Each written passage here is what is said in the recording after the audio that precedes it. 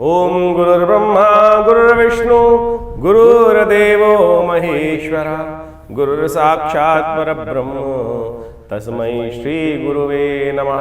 अखंडमंडलाकारं व्याप्तं येन चराचरं तत्पदं दर्शितं येन तस्मै श्री गुरुवे नमः।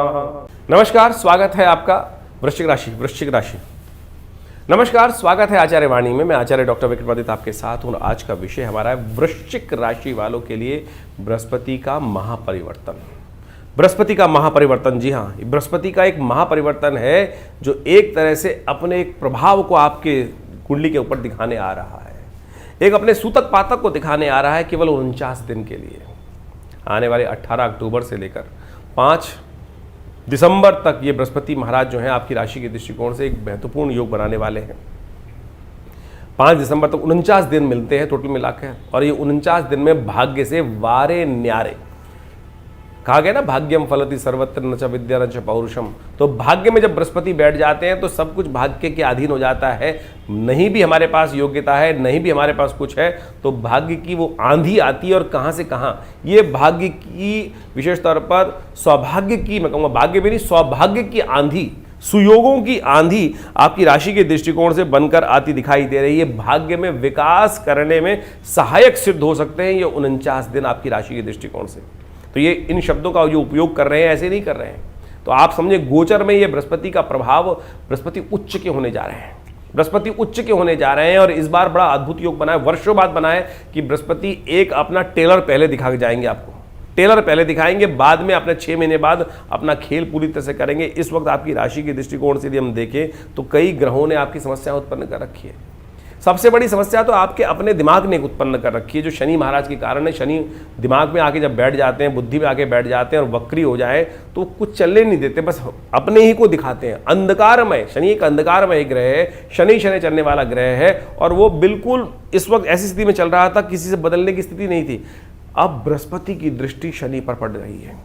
ये 49 दिन के लिए ये खाली, यानी 18 अक्टूबर से लेकर 5 दिसंबर ही तक है। उसके बाद फिर बृहस्पति वापस वहीं चले जाएंगे, अष्टम भाव में। अष्टम भाव में बृहस्पति थोड़ा से ग्रसित हो जाते हैं, लेकिन यहाँ पर आपकी राशि के दृष्टिकोण से इस वक्त, चाहे 49 दिन के लिए मान लीजिए, ये समय आपके भाग्य से आपको लाभ लेने का है।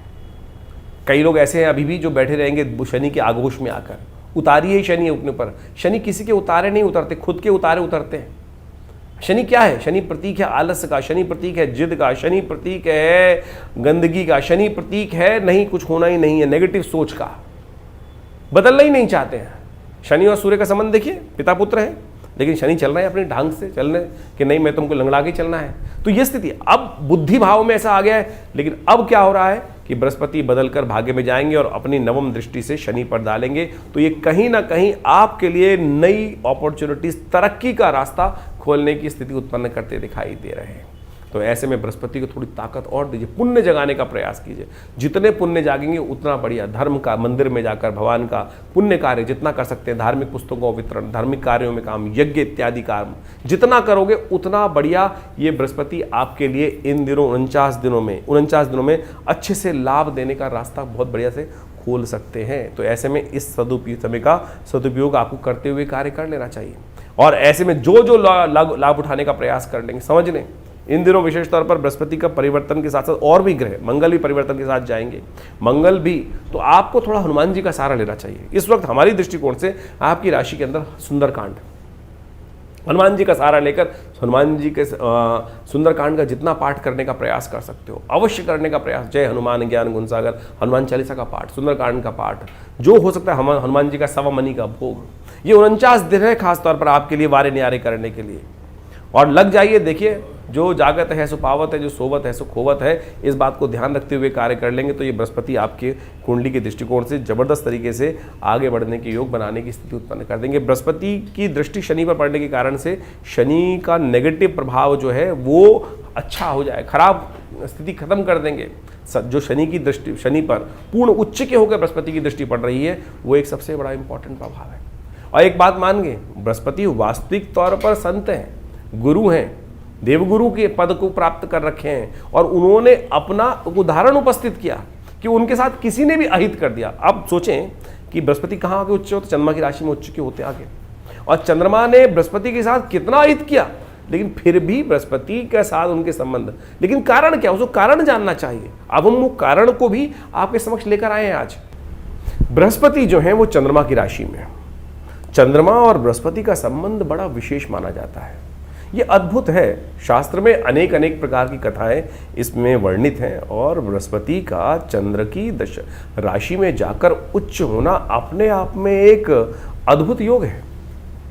शास्त्र के दृष्टिकोण से जिस प्रकार से कहता है कि चंद्रमा के द्वारा तारा जी का हरण किया जाता है, तो एक तरह से तो वहाँ द्वेष हो जाना चाहिए था, लेकिन बृहस्पति का संबंध चंद्रमा के साथ जब भी ज्योतिष के अंदर आता है तो सबसे विशेष संबंध, गजकेसरी योग भी ऐसे मान लिया जाता है। और ऐसे में जब कथा के माध्यम से आप सोचे तो क्या विचित्र स्थिति बनती है। उस कथा को समझने की आवश्यकता है कि जिस प्रकार से चंद्रमा का संबंध बृहस्पति के साथ जो है वो गुरु शिष्य का संबंध है। चंद्रमा जो है बृहस्पति गुरुदेव के यहाँ जाके शिक्षा ग्रहण करने के लिए गए थे और वहाँ कहा जाता है कि तारा का हरण कर लाए, ऋषि पत्नी का हरण कर लाए और उनके साथ संबंध भी स्थापित हुआ।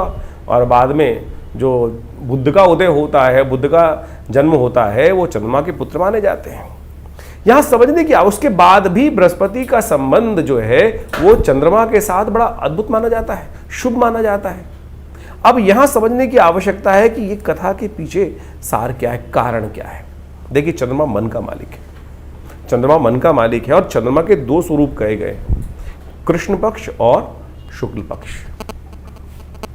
कथा के अंदर यह आता है कि चंद्रमा का साथ उस समय शुक्र और असुरों ने दिया, वहीं समस्त देवतागण वहां बृहस्पति गुरु के साथ खड़े थे, बृहस्पति देव के साथ खड़े होकर उनका साथ दे रहे थे। द्वंद्व होता है, आपस में विचार भेद होते हैं और उसके बाद भी वो द्वंद्व शांत नहीं होता। बाद में ब्रह्मदेव स्वयं बीच में आते हैं और वो सब चीज़ों को ठीक कराने की व्यवस्था बनाते हैं। लेकिन सोचें, कथा का सार जो है, असुरों ने, शुक्राचार्य जी ने और समस्त असुरों ने वहाँ चंद्रमा का साथ दिया। तो यहाँ समझने की आवश्यकता है, ज्योतिष के अंदर चंद्रमा की दो स्थिति मानी गई, कृष्ण पक्ष और शुक्ल पक्ष। शुक्ल पक्ष का चंद्रमा शुभ माना जाता है और कृष्ण पक्ष का चंद्रमा पापयुक्त माना जाता है। यानी शुभ ग्रह और पाप ग्रह में चंद्रमा की दो अवस्थाएं ज्योतिष को सिखाते हुए इस बात को समझाया जाता है। तो जब चंद्रमा, आज भी चंद्रमा पीड़ित जब होते हैं, जब कृष्ण पक्ष में चले जाते हैं और जो देवताओं के साथ जुड़ जाते हैं, शुक्ल पक्ष में जुड़ जाते हैं, तो शुभ हो जाता है चंद्रमा। ज्योतिषी गणनाओं के अंदर सबसे पहला चैप्टर कहा जाता है, जब जो ग्रह शुभ हैं और अशुभ हैं, चंद्रमा जो कृष्ण पक्ष का होगा वो शुभ होगा। यानी आज भी चंद्रमा पीड़ित हो जाते हैं, चंद्रमा पापयुक्त हो जाते हैं जब वो कृष्ण पक्ष में जाते हैं। तो ये है वास्तविक तौर पर संबंध कि चंद्रमा, अब आपकी कुंडली में आपको देखना पड़ेगा कि आपका जन्म जो है वो किस अवस्था में हो रहा है, कृष्ण पक्ष में हो रहा है, शुक्ल पक्ष में हो रहा है। तो ये उसके अनुसार व्यवस्था समझेगी। चंद्रमा आपकी कुंडली में शुभ, कई बार मन ही तो मनेव बंधन कारण मोक्ष शास्त्र कहता है ना, तो मन के कारण से ही तो समस्या उत्पन्न होती है। तो अब वास्तविक तौर पर यह समझने की आवश्यकता है कि चंद्रमा और बृहस्पति का जो ये संबंध है वो बहुत विशेष, बृहस्पति उच्च के चंद्रमा की राशि में ही आके हो रहे हैं। ऐसे में बृहस्पति जो भी आपकी राशि के अनुसार से, आपने जाना आपका जो प्रभाव उत्पन्न करने वाले, हमने ज्योतिष गणनाओं के अनुसार से राशि के दृष्टिकोण से आपके समक्ष बात करी। अब बृहस्पति को ताकत देनी है, बृहस्पति के दोषों को शमन करना है, तो क्या क्या करना चाहिए। बृहस्पति के शास्त्र में अनेक उपाय बताए गए, अनेक उपाय शास्त्र में बताए गए हैं। हमारे अनुसार से सबसे श्रेष्ठ उपाय जो है वो तो 3 प्रकार के उपाय ही शास्त्र में वर्णित हैं। औषधि संबंधित उपाय और साथ साथ मंत्र संबंधित उपाय और दान संबंधित उपाय, ये सबसे श्रेष्ठ उपाय बताए गए। बाकी नग धारण करना और अनेक प्रकार के उपाय करने, वो तो ज्योतिषी गणों ने, आचार्यों ने अपने अपने मतानुसार, अपने अपने समय के अनुसार से उपस्थित कर दिए। आज की तारीख में तो आप सोचें कि नग इत्यादि धारण करना तो एक इतना ज़बरदस्त प्रचलन में आ गया है कि हर व्यक्ति बृहस्पति का पुखराज धारण करे हुए घूम रहा है, और वास्तविक तौर पर वो पुखराज है भी कि नहीं है। आमतौर पर जो पुखराज धारण करके घूमते हैं उसमें कहीं ना कहीं जाला आता है, और किसी व्यक्ति से बोल दो कि भैया जाला वाला पुखराज पहन रखा है, तो खट से वो क्या कहेगा, एक ही बात कहता है कि बिना जाले वाला यदि पुखराज होगा तो बहुत महंगा हो जाएगा, बिना बादल वाला। रत्न का दोषी सबसे पहले वही माना गया है कि भैया कोई दाग, धब्बा, बादल, किसी प्रकार का उसके अंदर बुलबुला नहीं होना चाहिए। और आमतौर पर सुनार ये कहता है कि पुखराज की पहचान ही जो है वो अंदर बादल वाला होता है। अब उसने भ्रांति किस प्रकार से उत्पन्न करी तो वो आप समझने की आवश्यकता है। तो आप समझें कि बिल्कुल नग अच्छे धारण करते हैं, लेकिन क्या इतने रत्न जो हैं वो उस खान से निकलते हैं या वो कहीं ना कहीं मशीन से बैठकर बनाए जा रहे हैं? किस प्रकार से आज बहुत सारी इंडस्ट्री इसी प्रकार की डेवलप हो गई कि हर ज्योतिषी के पास कम से कम हर जो बेचने वाले नग बेचने वाले हैं कम से कम एक एक पोटली दो दो पोटलियाँ पुखराज समस्त रत्न लेके बैठा हुआ है। तो हमारी मानना इस बात की है कि कम से कम इस भ्रांति से हटें। उतना पैसा तो किसी गरीब व्यक्ति को दान कर दोगे तो वो बहुत अच्छा लाभ देगा, मन को संतुष्टि देगा, लेकिन हर व्यक्ति को कुछ ना कुछ पहनना है। और ज्योतिषी जी के पास जाकर उसने कुछ ज्योतिषी जी ने आपको बताया नहीं, पहनाया नहीं, तो आपको भी मन की संतुष्टि नहीं होती है। तो इसलिए कोशिश ये करें कि जो हमने मंत्र बताया, मंत्र सबसे श्रेष्ठ है। बृहस्पति का एक सीधा साधा उपाय बताया गया है बहुत बढ़िया तरीके से बृहस्पति को शक्ति देने के लिए। ओम ग्रांग ग्रीं ग्रोंग से गुरुवे नमः, इस मंत्र का जप कर लीजिए, 108 बार नित्यप्रति जप कर ले, बहुत अच्छा रहेगा। हल्दी का टीका अपने माथे पर लगा लीजिए, वो सबसे श्रेष्ठ है। बृहस्पतिवार के दिन केले का पूजन, केले का दान, पीली चीज़ों का दान। बृहस्पति का संबंध ब्राह्मणों से भी है, ज्ञानवान लोगों से भी है। तो पीले वस्त्र का दान, पीली चीज़ों का दान, पूजा की चीज़ों का दान, ये आप अच्छे भाव से कर सकते हैं। तो इससे भी श्रेष्ठ एक उपाय और समझें तो गऊ का संबंध शास्त्र में कहा गया है कि हर देवता के साथ है। तो बृहस्पतिवार के दिन गाय को चने की दाल भिगो कर देना अपने आप में एक श्रेष्ठतम उपाय है। यदि आप ये करके रख लें तो भी आपको बहुत श्रेष्ठ लाभ हो सकता है। एक और उपाय शास्त्र में बताया जाता है बृहस्पति की शक्ति देने के लिए, वो है केसर का उपयोग। लेकिन अब केसर के साथ भी ये समस्या है कि इतना केसर तो बाजार में उत्पन्न ही नहीं होता है कि जो आज सब जगह इतना बाजार में हर जगह जितना उत्पन्न नहीं होता है उससे 10 गुना ज़्यादा 100 गुना ज़्यादा तो आज बाजार में बिक रहा है। तो इसलिए हमने कहा हल्दी सबसे श्रेष्ठ है। हल्दी तो कम से कम आपको अच्छी मिल ही सकती है, तो हल्दी का अपने माथे पर तिलक करना। हाँ, हल्दी को लेके रख लीजिए, अच्छी हल्दी, और उसको पानी में हल्का सा डाल के स्नान कर लीजिए। और तो और सबसे बढ़िया ये पीला वस्त्र है। ये पीला वस्त्र धारण करना, आप जहाँ बैठे हैं कुर्सी पर, उस कुर्सी को हल्का सा येलो कपड़े से, येलो टॉवल से रख लीजिए, वो भी बृहस्पति का ही उपाय है। तो इस प्रकार से इन उपायों को जो हमने आपको बताया है वो आप कर कर बृहस्पति के बहुत सारे कष्टों को निवृत्त करने का, बृहस्पति को शक्ति देने का, ये जो 49 दिन हैं ये अद्भुत है, एक नया आपको रास्ता देने वाले हैं।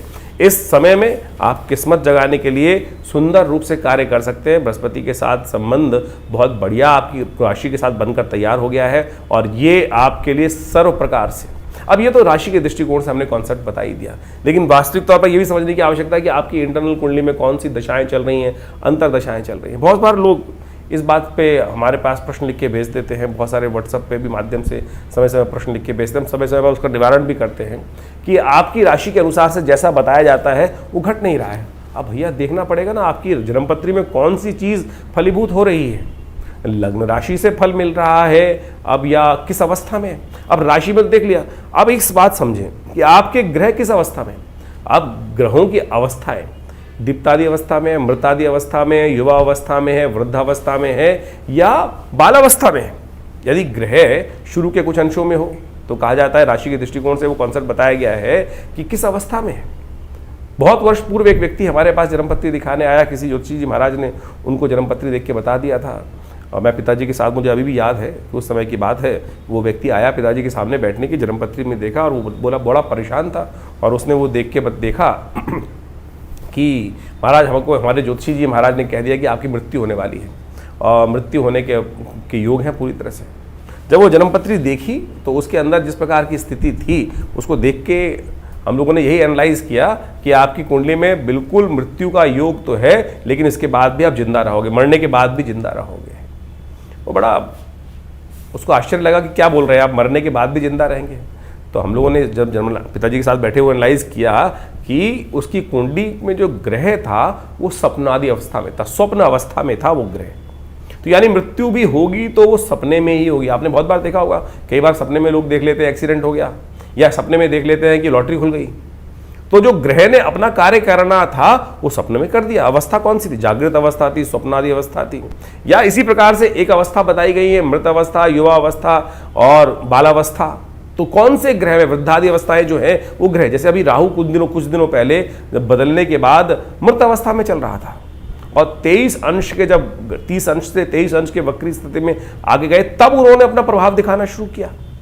तो ऐसे ही आपको बहुत अच्छे समझने की आवश्यकता है। जन्मपत्री केवल राशि नहीं है, जन्मपत्री में बहुत वृहद रूप से, अब YouTube के माध्यम से या बहुत सारे लेक्चर्स के माध्यम से तो ये सब इंटरप्रिटेशन जो है राशि के दृष्टिकोण से एक आसान हो जाता है, इसलिए करने की व्यवस्था बना दी जाती है। लेकिन ज्योतिष एक शोध का विषय है और एक इंडिविजुअलिटी के साथ बताने का विषय है कि यानी हर व्यक्ति के साथ हर छोटी छोटी परिवर्तन, हर क्षण के साथ ग्रहों की अवस्था बदल रही है। आपकी जो एक एक क्षण के साथ व्यवस्था ग्रहों की बदलती रहती है, तो उसको अच्छे से एनालाइज करने की ज़रूरत है। तो अगर कोई खराब अवस्था ग्रह की है भी या कोई अशुभ योग है भी तो उसे घबराने की ज़रूरत नहीं है। बहुत सारे लोग घबराने की बात कर देते हैं कि किसी ने बता दिया कि अशुभ योग है तो बस ये घटेगा। अरे नहीं, उसको बदलने के लिए कर्म है ना, कर्म से ही तो वो दुर्भाग्य या सौभाग्य बनाए और कर्म के द्वारा ही वो समय को परिवर्तन करने का रास्ता बना सकते हैं। तो ज्योतिष एक प्रत्यक्ष विज्ञान है और उसको बहुत अच्छे से शोध करके चीज़ों को करने की आवश्यकता है। और कई बार बड़ा दुख इस बात पे होता है कि हम जब देख लेते हैं चीज़ों को और उसके बाद भी व्यक्ति को बता देते हैं और व्यक्ति बदल नहीं पाता चीज़ों को, तो यानी या तो विश्वास नहीं होता उसको, और विश्वास होगा बता भी देंगे तो वो समस्याओं को ठीक नहीं कर पाता है। तो कोशिश ये करें आप वास्तविक तौर पर ज्योतिष के विज्ञान को सही से समझकर उसके एनालाइज करने का प्रयास करें। कटाक्ष तो कहीं भी हो सकता है, कटाक्ष तो लगातार कहीं ना कहीं किसी अवस्था में कर सकते हैं। लोग तो आज की तारीख में मेडिकल साइंस में बहुत सारी चीज़ों पे है ही नहीं, कुछ भी करने की बात कर देते हैं। हर चीज़ का कुछ ना कुछ प्रभाव है, तो आप सब उसको अच्छे से एनालाइज करके चीज़ों को समझने का प्रयास करें। हमने ये सारी ग्रहों की अवस्था विवेचना आपके समक्ष रखी है और उन सब चीज़ों को सही से कर आप अपने ग्रहों को परिवर्तन की तरफ बहुत सुंदर तरह से ले जा सकते हैं। तो ये जो 49 दिन पुनः समझ लीजिए आए हैं, एक अद्भुत योग लेकर आए हैं। दिवाली के दिनों में ये सुंदर योग बनकर तैयार हो रहा है और दिवाली के बाद खुलकर आपके पास समय है अपनी जो चीज़ें खराब हुई कई कारणों से उनको ठीक करने का समय है। तो इसमें बहस मुबाहिसे में इस चीज़ को बर्बाद न करें, सही से चीज़ों को समझकर पूरी तरह से अपने अनुसार चीज़ों को समझकर आप कार्य करने की व्यवस्था बनाएं। हर चीज़ में अच्छाई भी है, हर चीज़ में कुछ ना कुछ बुराई भी है। जो बुद्धिमान व्यक्ति होते हैं उनको ठीक करने का रास्ता बना लेते हैं और अपने जीवन में चमत्कार। बड़े भाग्य मानुष तन पावा, बड़े भाग्य से मनुष्य तन प्राप्त हुआ है। तो इस समय को एक एक क्षण को हमको यूटिलाइज करने का प्रयास करना चाहिए। जो समय भाग रहा है, घड़ी भाग रही है ना, इसमें एक भी समय व्यर्थ ना गंवाएं। यही सोच के गड्ढे में फंस गए, किस्मत खराब हो गई। अरे नहीं, किस्मत खराब हुई। बुलंद किस्मत को बदलने के लिए केवल विश्वास चाहिए, सही आशीर्वाद चाहिए, सही दिशा चाहिए। चलिए उठिए, परिवर्तन का समय है, परिवर्तन करके देखें। परिवर्तन होगा आपके लिए, आप स्वयं परिवर्तन करके दिखा सकते हैं संसार को।